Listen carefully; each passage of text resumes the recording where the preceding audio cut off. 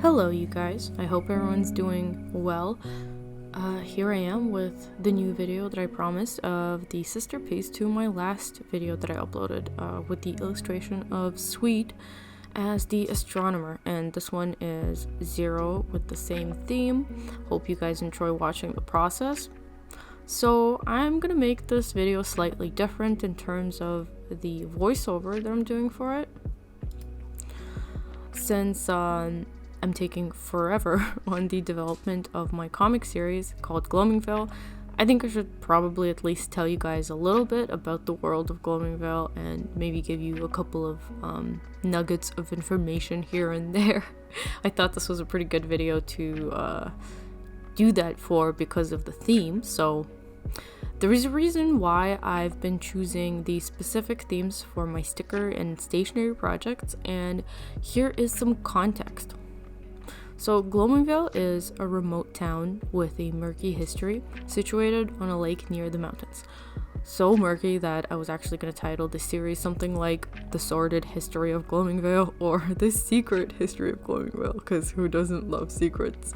I mean, something like that, I don't know. But in any case, I haven't really titled it anything as of now, but since the story is smeared across hundreds of years, I figured the main unchanging component in this story is the town, which is why just Gloomingville is how I have been referring it to it for the time being. So yeah. So this town's pride is the Gloomingville Academy. The founding families have always valued the arts, and in the mid-1800s, a wealthy newcomer to the town with big ideas founded the construction of the academy, an educational institution unique to Gloomingville, providing 5 life paths to its students: the scholar path, the artisan path, the botanist path, the musician path, and the astronomer path. So the mysterious founder of this academy disappeared without a trace not long after its establishment. He was being regarded with growing suspicions by the town's council. One of the council's positions is historically held by the highest-ranking local cleric of this world's religion, the Old Faith, and the cleric was at constant odds with the wealthy stranger. The founder of Gloomingville Academy expressed an unrelenting desire to introduce a 6th path to the academy, the Traveler Path. The problem was that the Traveler Path would have little to do with traveling and seemed to just be a purposeful misnomer in order to hide the true purpose and intentions of what this path was going to teach. Convinced by the cleric, the other council members were not in favor of the founder's duplicitous intentions, and thus the 6th path was rejected. So decades and decades go by, and things have changed in Gloomingville at this point. The Academy is celebrating its 150th anniversary during the annual Summer's End Festival that's held in Gloomingville Center Square. The Academy's headmistress, Octavia Soleil, has something special planned for this celebration. Okay, so that is the brief context for these themes, the Astronomer being the current one I'm working on. The real question is, why am I doing the stationery stuff instead of working on the actual comic to just tell the damn story already, or at least begin telling it? Well, I'm just gonna take a moment of angst and just whine about my current mental predicament for the rest of this video. Probably not gonna take that long to do it, but yeah. So, there's something so weird about being on the cusp of dedicating the majority of my time to my current lifelong goal. It's like I just can't get myself to step over this invisible line in the sand, you know what I mean? There's been a never-ending series of obstacles, like, forever, and my last and latest obstacle is basically just the final boss, and is basically self-doubt at this point. Because after over a decade of using this project as this carrot on a stick that got me through pretty much anything and everything that I had to get done ever, I have come to the realization that I just don't even know how to do it. Like, good grief, you guys. I just don't know how to take the plunge and to just, I don't know. Yeah, so to be honest, these small stationery projects, are my baby steps to prove to myself that I have the capacity to organize stuff on my own without any third-party people to report to and actually take things to completion. I mean, at least that's the story that I love to tell myself, because actually I accepted the job of illustrating Grimoire Noir for the exact same reason, to prove to myself that I have the capacity to do a long-term large project and that I am actually disciplined, which turns out that I can be, maybe under duress is the situation that makes it possible. Sorry for the buzzing, my phone is... Anyways, yeah, maybe being stressed out and having people breathing down my neck or having money problems is like what makes me get things done, but that's not a good way to go, because it's impossible to like replicate those circumstances, and they are too stressful. I don't want to be stressed all the time. But yeah, I have also been just in a kind of a terrible mood since the start of this year. I think the fact that the province went back to into so many restrictions just really kind of got me down. I'm sure I'm not the only person. Most of the people that I've spoken to so far are obviously not happy with this situation either.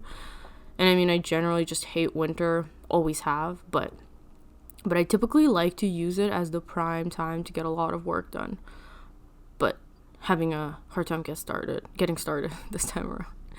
So anyway, I'm not really going anywhere with the whining, like I said, but I just wanted to let you guys know that I deal with so much resistance, like constantly, so much, almost all the time. And maybe it looks like I pump out a lot of artwork on Instagram and on social media, because sometimes even my friends tell me that, like, when I don't talk to them for a little while, they say that it looks like I'm very productive, but man, it's tough. Like, hopefully that just makes some of you feel less frustrated in the knowledge that you're not alone. And that's about all I could offer here. But yeah, on a more hopeful note, I think I should share some of my few ways to deal with this brutal lack of enthusiasm. So typically when I find myself in this type of mental situation, I hate to say this, but the number one thing that always works is exercise. I know that this is probably like the last thing anybody wants to hear, but there's literally nothing in my experience that works as reliably and quickly as some good old cardio. So I spent most of my life fully believing that exercise is totally optional and is just not for me ever. I am the person who skipped like 90% of my gym classes throughout school, or defiantly just didn't do what I was supposed to do and just like walked across the field instead of running and stuff like that. So I had zero interest in physical activity for as long as I can remember, and in fact it was like garlic to a vampire to me. So anywho, fast forward to a couple of years ago. So I went through a pretty traumatic experience that made me lose a ton of weight in a very short amount of time, like a couple of months. And then when I finally found myself in a place of stability, I basically started to eat uncontrollably because I finally physiologically felt safe. And so I gained back like way more weight than I needed. We're talking like gaining 25 to 30 pounds within like a couple of months. So after losing 20 initially, and my appetite like massively overcompensated.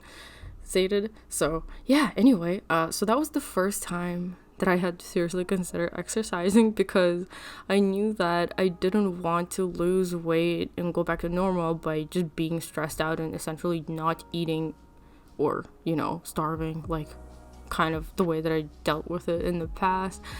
And so I slowly and painfully got into doing 30-minute exercises. And the conclusion is that if I can do it, goddamn, anybody can. I wasn't particularly overweight, but my level of hatred towards physical exercise was so intense, and I was so weak at that point that the muscle pain I experienced was like insane. It lasted for weeks after a short burst of half-assed exercise attempts, and I was like borderline crippled by it at first. So it was definitely not easy to get into, and It took a little while, but it got easier with time, and I started to finally notice some very positive health effects about a month in. And a month is like, it's kind of long, so it's definitely not easy to get into it, but it was 100% worth it.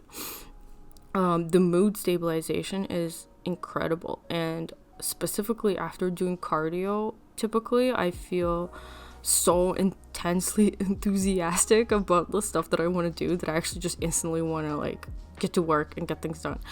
And also my self-respect typically tends to go up after managing to do a workout, because it's kind of hard to get off your ass and actually do something. It's like very difficult to take that first step. But yeah, that enthusiasm it seems so elusive, like when I lose it and when I don't want to do anything and when I just can't find the energy necessary to do anything that I'm supposed to.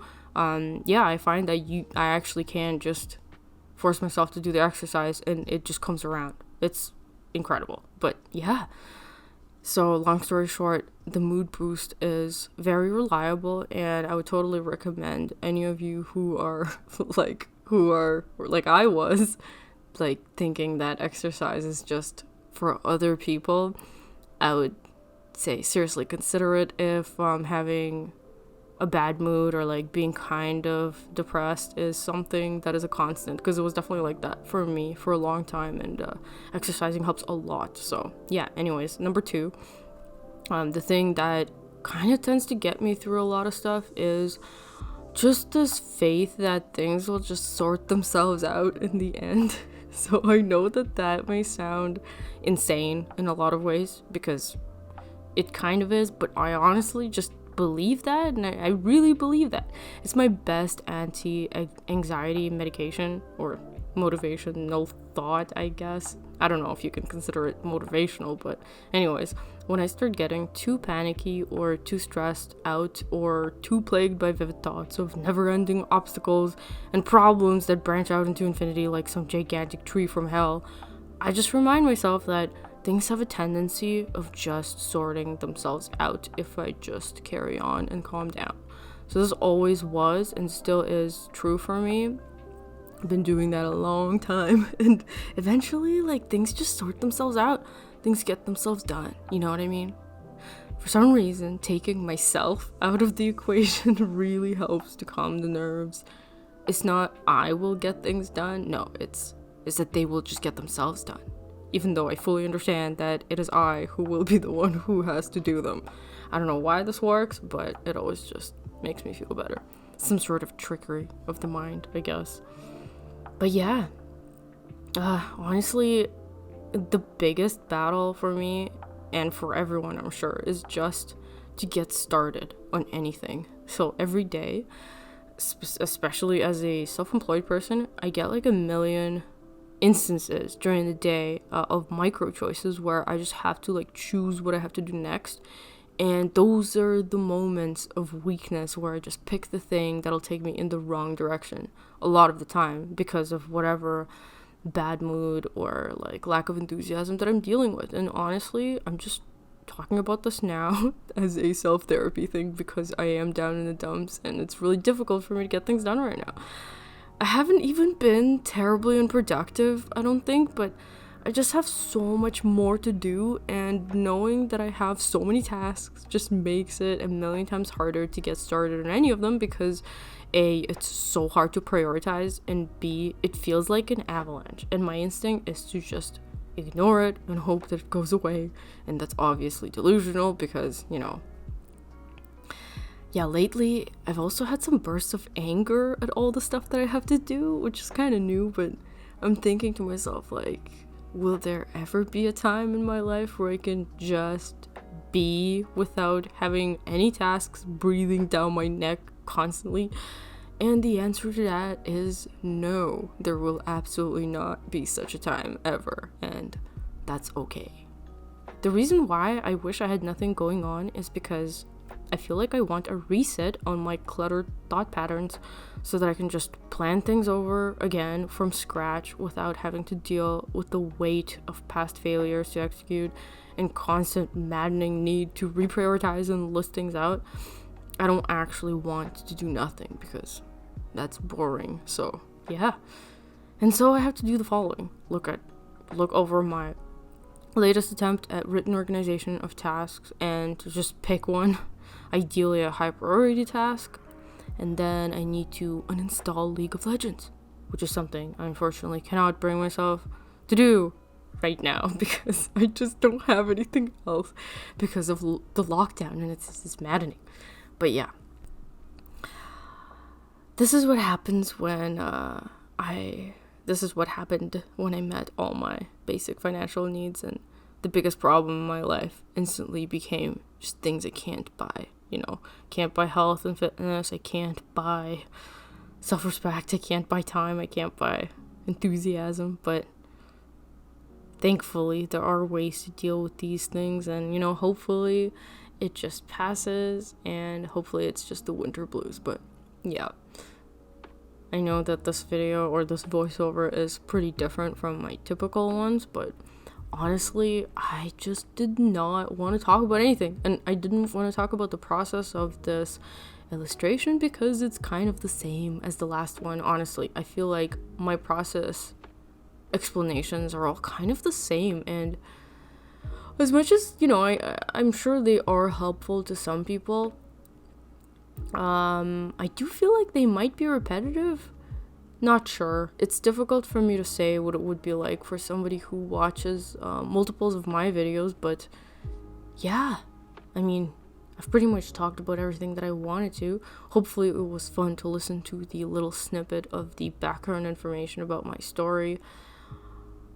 I honestly just think about it all the time, like a million times a day, but I can't seem to formulate a solid strategy to start working on it. And at this point, I am not sure what exactly is holding me back, because so far, at least for the past few years, I dedicated like most of my energy to just financial security, and that's why I did a lot of freelance work. And at this point, I do have enough in savings where I can honestly just literally do nothing for a few months, and I wouldn't have to worry about my bills because I have the savings to cover that.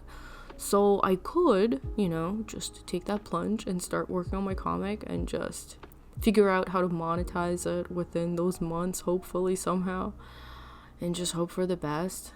And I think that is almost where I'm at, and the only thing that's stopping me right this instant is this one big project that I'm working on right now, and it's like, it's not really freelance, but it is with someone else, and it's really important, and it's like an incredible opportunity. So I just have to focus and allow myself to peacefully work on that without like constantly feeling horrible about not dedicating any time to my comic. And then once that's done, and I'm sure that it's a project that you guys would probably like. I mean, I would hope so anyway, but yeah, there's really nothing else, and I think at this point I have pretty much cleared the path, so I am on the cusp. I know that I say that a lot, but I have actually made a lot of progress. Even one of my recent videos about the character design, that was like a big step forward, because essentially what I'm doing right now is that I went over the first chapter, and I mean, I just wrote it in a way that like a ton of the characters show up in the first couple of pages. And before I can start doing layouts for that, I do want to have all their designs figured out. Because at some point while I was doing layouts for the prologue, in which only 2 characters appear, I realized that it's actually a lot better to do the layouts simultaneously as doing the script, or like not even really doing, I mean, I don't think I could get away with no script at all, but I wrote about 2.5 chapters without doing any layouts, and then I realized that the way that I subdivided them into pages was just totally off. Like, it wasn't that bad, but it was way more off than I expected it to be, because apparently when I picture the layout of the pages in my head while writing the script, I just can't do it very accurately, or like I miss things. And then when I actually started doing the layouts, I ended up needing more pages than I accounted for. And I mean, even just with my guesstimation, the total page count for the first 2 chapters was about 100. Oh wait, no, was it about 100? Yeah, I think it was like, I do think in total, from what I've written, I did end up with about 100 pages, which is a lot. And like if I actually lay everything out and it ends up being like 120, that's definitely more than enough for at least the first volume. I don't even know if I want to have that many pages in the first volume, because it's a lot of work and I don't know how long that would take. Anyways, at this point I'm just rambling, but that is the update as to what's going on. So my next task, my actionable task, which is listed in one of my billion lists, is that I have to design the next batch of characters that are going to appear within the first couple of pages. So that is my next task, and then afterwards I'm going to have to do some location design as well. And I am already thinking about how I'm going to tackle the production side of things, but I do think I'm gonna do a lot of layouts for at least a few chapters before I start getting into finalizing anything, because I think I have to take the beginning relatively seriously so that I minimize the chances of having to go back and change something. And I think it would help a lot to have the first few chapters laid out so I can just read through them, or give them to somebody else to read through, so that they can point out any like glaring, things that might need fixing. But yeah, I mean, I've kind of exhausted myself at this point. As you can maybe hear, I'm a little under the weather, and so kind of feeling congested. And that's actually another reason why I'm so terribly late with this video. I actually planned to publish it on Thursday originally, but next thing I know, it's Saturday night, and I guess I'm gonna be putting it up tomorrow afternoon. But yeah, you guys, I don't know. I do like sharing some more, like, not personal, but I guess just what's going on. I always have this desire to share with you what I'm actually up to, and not just talk about the process of some illustration. And I know that a lot of artists on YouTube tend to do that through vlogs, but there's some sort of block for me when it comes to vlogs. It's something that I just don't really know how to approach. I think I always feel like I need to gather my thoughts before I talk about what's going on, and vlogging just has this really spontaneous quality that I don't think I'm capable of, but maybe I am. I don't know. I always feel like when I start talking about something spontaneously, it's really boring, and I am like painfully self-aware of how boring it is, whatever I'm talking about, so I just can't do it.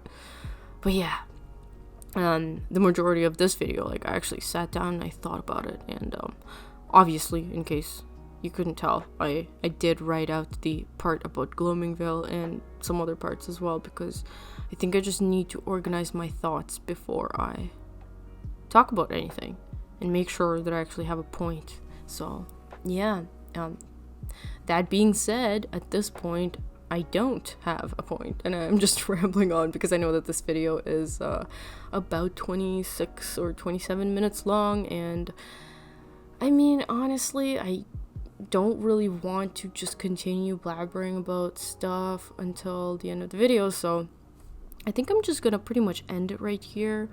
I also wanted to mention, I mean, I don't know if anyone's gonna even make it that far into the video, but I did extend my sale by a couple of days, but if you guys wanted to check it out, I'll probably mention it in the description. But anyways, I would love to know your thoughts about, I don't know, anything really. Oh, actually, I'm probably gonna make a separate community post about this, but judging as to how I'm a little bit sick of talking about the process of my illustrations, I was thinking of doing a Q&A video. And if you actually made it this far in this video and you're listening to this right now, I would love to know if you have any questions, which you should leave down below in the comments so I can pick those and hopefully answer them in my Q&A video that I will do soon. But I will make a community post and ask you guys there as well, because I don't know, it's a stretch to expect people to listen to this rambling for this long. But yeah, about the illustration, I am pretty happy with how it turned out. I put a ton of effort into these two. They took a little longer, or actually a lot longer than typically, because they're a lot bigger than the usual illustrations that I work on. And it made me kind of excited to try to draw something this big again, in order to just like fill up as much space as I can on this big paper, because I typically draw things that kind of just float in the middle of the page, and I thought it would be cool to make something that covers the majority of the paper, which is the only thing I've done like that before, I think, was the scholar print of Noel in the study. But yeah, pretty much done here, you guys. Thanks for listening, and I really thanks for making it this far. If you did, that's incredible. But yeah, I will see you guys in my next one, and thanks for sticking around. Bye bye.